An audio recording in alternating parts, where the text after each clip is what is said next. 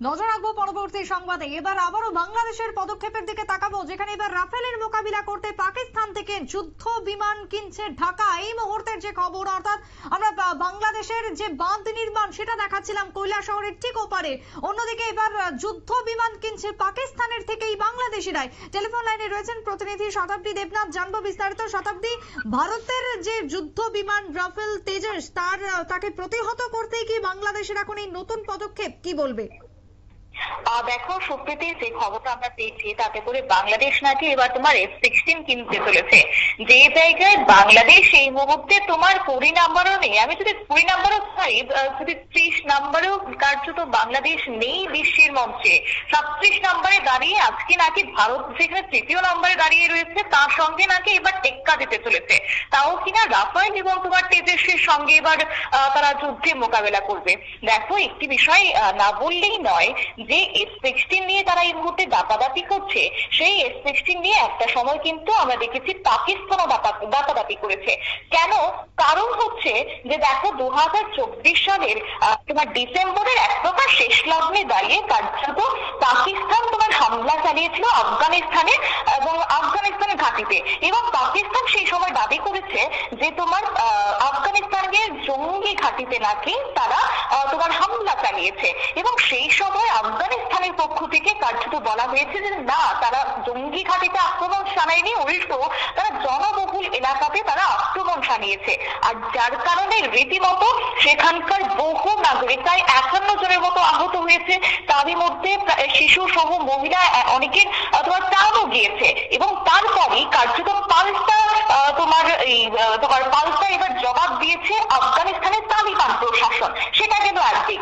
অন্যদিকে তোমার এই যে পাকিস্তান রীতিমতো ভারতের আকাশ সীমায় ঢুকে পড়েছিল, এবং যার জবাব কার্যত যার খেসারত পরবর্তীতে পাকিস্তানকে দিতে হয়েছে। কেন? কারণ হচ্ছে এই যে তোমার পাকিস্তান যে F-16 সেটাও ধার করেছে কোথা থেকে? না, তোমার আমেরিকা থেকে তারা ধার করেছে। আর যেই আমেরিকা এই মুহূর্তে F-16Z একেবারে তারা নিষ্ক্রিয় ঘোষণা করে দিয়েছে, অর্থাৎ তাদের বাজেট তালিকায় রয়েছে এই মুহূর্তে তোমার F-16Z।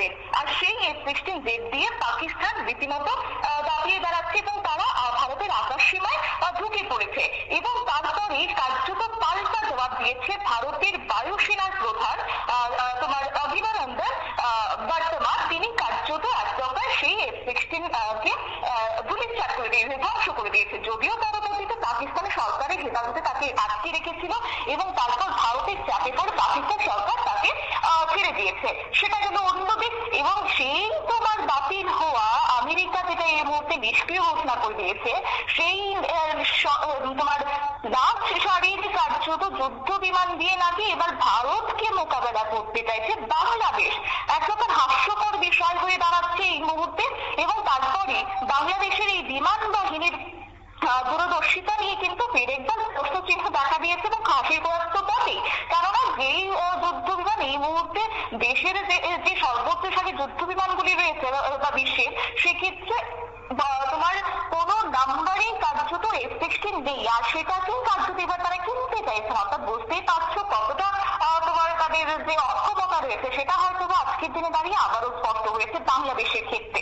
এবং এই যে 71-এর সময় পশ্চিম পাকিস্তানের যেখানে তোমার খান সেনাদের থেকে মুক্তি চেয়েছিল তৎকালীন পূর্ব পাকিস্তান, সেই সময় মুক্তিযুদ্ধের পর জন্ম হয়েছিল সম্পূর্ণভাবে এক নতুন দেশ, আছে বাংলাদেশ। কিন্তু সেই গণহত্যা কালো অধ্যায় তুলে এবার পাকিস্তানকে সঙ্গে নিয়ে, বা বলতে পারে যে পাকিস্তানকে আলিঙ্গন করতে চাইছে ঢাকা। আর সেই মুহূর্তে ক্রমশ তাদের দূরত্ব বাড়তে শুরু করেছে ভারতের সঙ্গে।